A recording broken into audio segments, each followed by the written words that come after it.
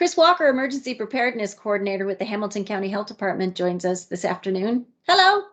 Hello, ma'am. It's been about a week since we opened up vaccinations for kids 5 to 11 years old. Give us an update. How well are we doing? Yeah, it's been really busy.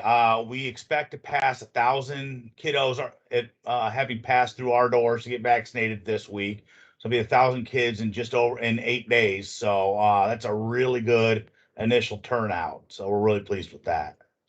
I know we've had some hiccups as we've rolled this out where people have been able to make appointments online and then later we had to call them and cancel. Tell us what's going on with supply and demand. Yep. Yeah. So we had an initial shipment of vaccine of about 300 doses. And the system that we used to allow for appointments was allowing more appointments than we had vaccine available. Fortunately, we were able to contact those folks, cancel their appointment for the day they were scheduled, but call them back the very next day and start booking them back in. So, we were able to take an unfortunate event and hopefully make it right rather quickly for them. I believe there's well over 30, maybe 35 different locations offering the pediatric dose. Do you have some thoughts for families, parents who are looking for a place to get their kids vaccinated, how to best find something that works with their schedule? Yeah, so the best thing to do is to go to the rshot.in.gov webpage. You can click on the schedule a vaccine. It'll bring up a map. It'll also ask you to input your zip code. The one thing I would mention is that the top result is not always the closest result. Sometimes you've got to dig a little bit. But you're welcome to go to any vaccine site anywhere in the state. So while you may live closest to the 4-H fairgrounds, it may behoove you to go to the Fishers Health Department, to a St. Vincent site, or to a pediatrician. It'll pay for you to do a little bit of work on that website, hopefully find an appointment that suits your schedule.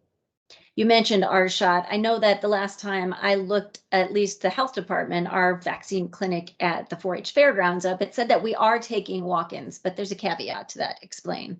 There is. We are taking walk-ins for anyone that's 12 years and older. However, the 5 to 11-year-old age group, the supply of vaccine is so limited, we do need those folks to make appointments. Fair enough. And for the grown-ups, anyone 12 and over, we do now have all 3 approved vaccines. Who can have what? Yes, that's correct. We do have all 3, Pfizer, Moderna, and Johnson & Johnson. It gets a little tricky when we start talking about boosters. Johnson & Johnson can get any of the 3 approved vaccines within 2 months of their their initial vaccination. Pfizer and Moderna, I believe, are both 6 months after their second dose, but they are also eligible for any of the 3. There's no evidence that mixing and matching is less effective than staying with the same initial vaccine. Let's circle back to the pediatric doses. What are the chances we might be able to get these out to the schools? I know that the Biden administration has really been pushing that, but it doesn't sound like we've got that kind of supply right now in order to do that just yet. It's something we're working on. It will definitely be a phased approach. Right now, Mondays and Wednesdays, we're offering evening hours to help, keep the kiddos in school and help hopefully make appointments, scheduling easier for parents. As we get more vaccine in, we will probably add at least one more evening shift, as well as look at putting on a Saturday at the fairgrounds. Once we get really going, we probably will start looking at reaching out to the school districts and providing 1 or more vaccination opportunities within each district. Perfect. And we've been hearing this week about some school districts starting to eliminate or at least change up their mask mandates. What's the latest on that, and thoughts from the health department? There's currently no recommendation or requirement for schools to mandate masks. It's up to each district to do that. I know some of them are pulling back on the mask mandates. The one I did see had a pretty good mechanism and pretty good metric in place that if this, then that. I think the big thing is making sure that school districts are effectively communicating with parents, that this is the trigger that we will go back to masks.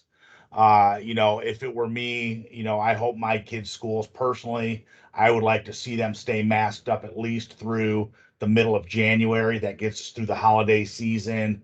We look at the data from last year, and really from Thanksgiving through the middle of January was the peak of COVID for us.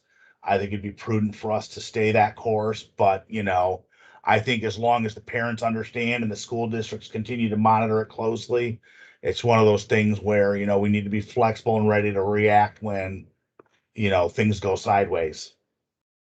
Anything else you want to add? I didn't ask.